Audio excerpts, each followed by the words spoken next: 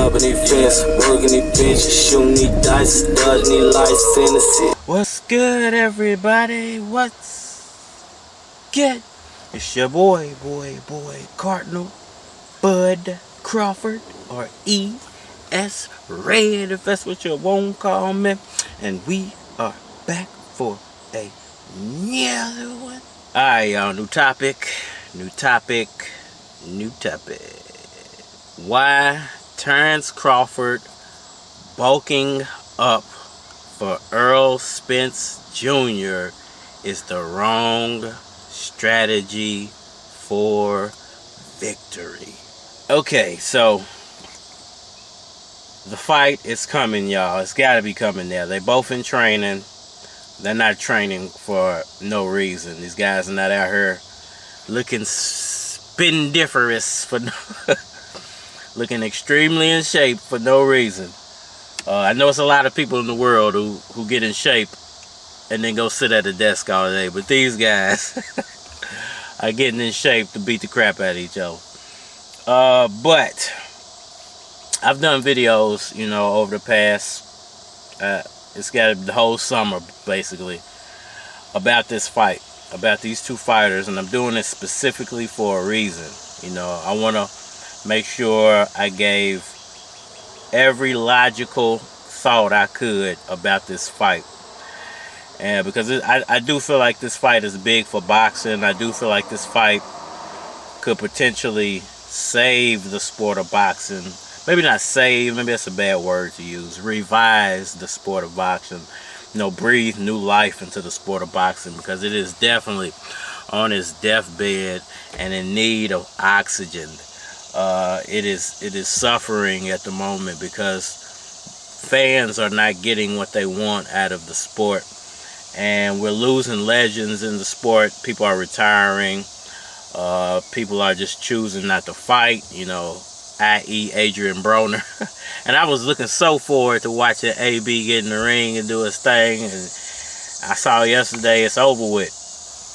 But that's neither here nor there. Why is Terence Crawford bulking up the wrong strategy? Like I said, I've done videos about this earlier, and why I feel like speed is the key to beating Errol Spence Jr. I felt the same way when Manny Pacquiao was getting ready to fight Errol Spence Jr. That Pacquiao had to be the best speed version of himself, the best speed version of Manny Pacquiao that he could possibly be. Those hands and those feet need to be moving as fast, as bunny rabbit quick as they possibly can to beat Errol Spence. And there's a reason for that, because if you watch, especially at that time, now Errol Spence has, I think, fixed his problem, and I think that's the reason for the eye injury and him pulling out of the Pacquiao fight. Because if you watch the training footage from before that fight and see how slow Errol Spence looked compared to how quick Manny Pacquiao looked, now, and it was the week after that footage came out that Errol Spence decided to pull out of that fight. Now I know some people feel like, oh, it was such a bad injury and he could have lost his eye. I call BS on that.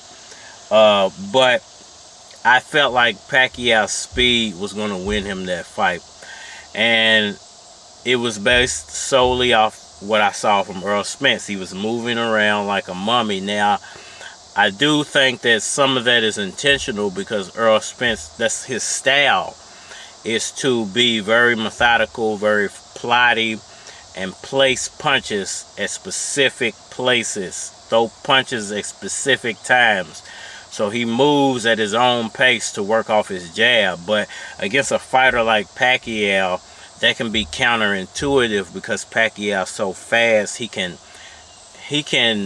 move around you without you moving one time. So if Errol Spence is moving that slow, Pacquiao's probably already circled him twice by the time he's turned around.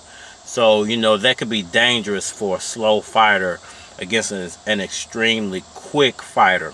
And I felt the same way about Terence Crawford, even though Terence Crawford speed is not nowhere near the speed of a Manny Pacquiao, hand speed or foot speed.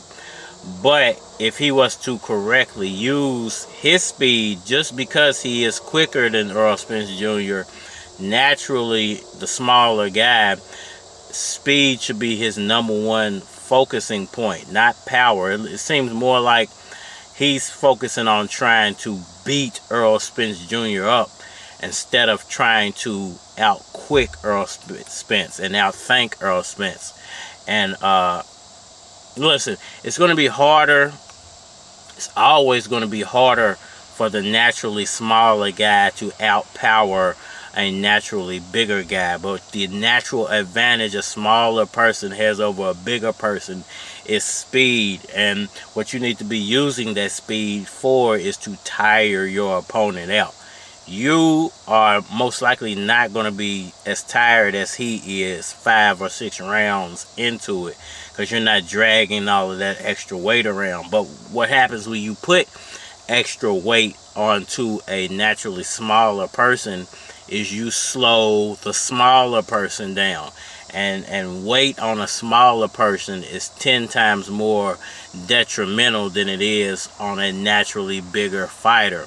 I'm going to give you the perfect example of a mistake made by a smaller guy. And this is a huge man by any stretch of the imagination. Deontay Wilder is a very big man. But Tyson Fury is naturally way bigger than he is. So if Deontay Wilder is a huge man, Tyson Fury is a freaking giant. And to beat a giant, you have to out-quick a giant. You have to put a giant in situations that his feet and his hands can't keep up with. And that's where Deontay Wilder went wrong. Deontay Wilder mentally is one of those type of guys, because he is so much bigger than the average person, that he thinks he can bully everybody, even a naturally bigger person. But the naturally bigger person is already used to bullying people his size, smaller or bigger. So how can you bully a bully? You don't bully a bully. It doesn't work. And what happened was Deontay Wilder got into the ring, and instead of out-quicking or out-speeding Tyson Fury, he tried to go punch for punch, muscle for muscle with Tyson Fury, and end up getting beat half to death because of that. Now, if he would have focused on his speed, his foot speed, his hand speed, his angles, his using the ring to confuse Tyson Fury, to tire Tyson Fury out, he could have took him into the late rounds and then knocked him out. You don't have to. He wants to be a knockout artist, even in fights where it's not to his advantage to be a knockout artist. Tyson Fury is not the type of fighter you need to be trying to knock out in 3 or 4 or 5 rounds. You need to drag his butt to the 12th round and then brutalize him. And that's what Terence Crawford should be thinking about when it comes to Errol Spence. It shouldn't be that I'm going to go punch for punch with this guy, because that's nearly impossible for someone of Terence Crawford's stature, size, ability to be doing that. Errol Spence is different. He's naturally bigger than you. His body is naturally bigger than yours. His body can absorb more than yours can. Even with extra weight on Terence Crawford, he still can't absorb as much as Errol Spence can. So what's the next best thing? You tire him out for the first few rounds. You outland him with speed combinations, foot movement, all of that, until you get him into the 8th, 9th, 10th round.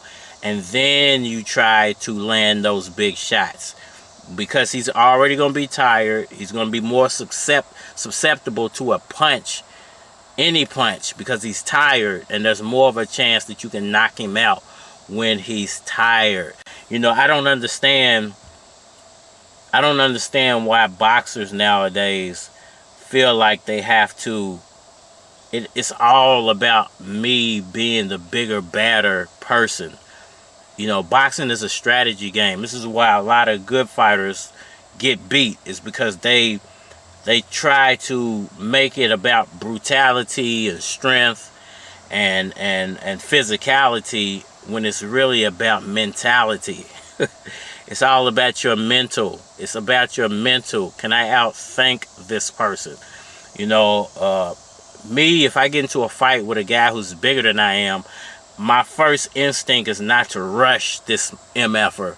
My first instinct is to let him throw the first punch and try to counter that punch. If I can step to the side, or if I can get around to the back of him, maybe try to choke him out, or actually the first thing I should be doing with a bigger guy is watching his legs and his knees. Does he move slow?